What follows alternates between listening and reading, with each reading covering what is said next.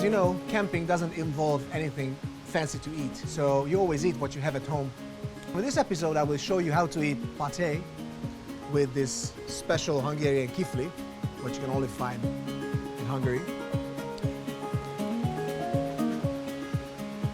Unfortunately, in this episode, this is all we can show you. So, thank you for watching. See you next time. Bye. I'm only joking. Come with me so I can show you what will we cook today.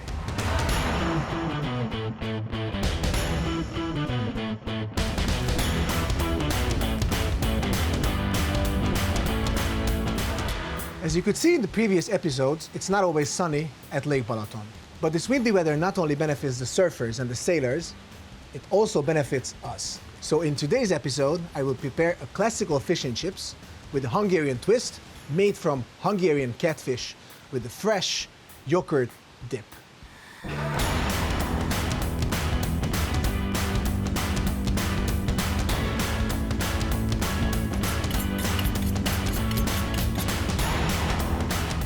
For the dip, we will need yogurt, pickles, the juice of the pickles, olive oil, spring onions, and some salt.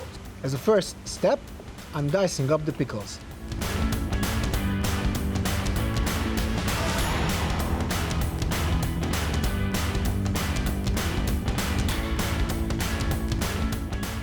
After we diced up our pickles, it's time to cut the spring onion. Pay attention to your hands, but also try to cut as thin slices as possible. Let's combine the ingredients. Start with the yogurt, then we can add the pickles, then the spring onion. Now let's add the juice of the pickles. Use a few drops of olive oil, and finally a pinch of salt. Mix it well. Tasting is very important. It's also part of the process. The flavors are spot on. And now we arrive to the second part of our dish. And that part is how to prepare the potato. Now I'm working with yellow potatoes. So I will slice them into really thin slices. And that's how I will fry them in hot oil.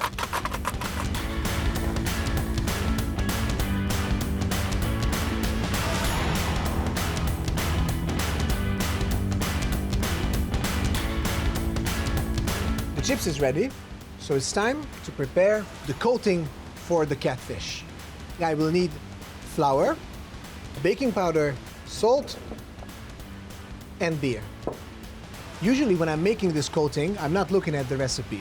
For 150 grams of flour, approximately you will need 2 teaspoons of baking powder. Use salt as you like it, and use the beer until you get a really sticky texture.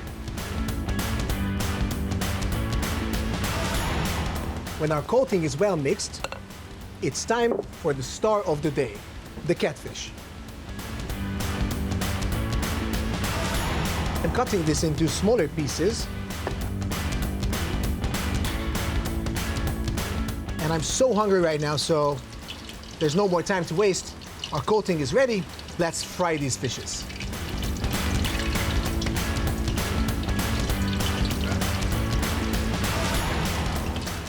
When there's no more fish left to fry, it's time to plate the dish. Let's eat it while it's still warm. First, I add some salt to the chips. I'm using the chips to make a bed for the fish fingers.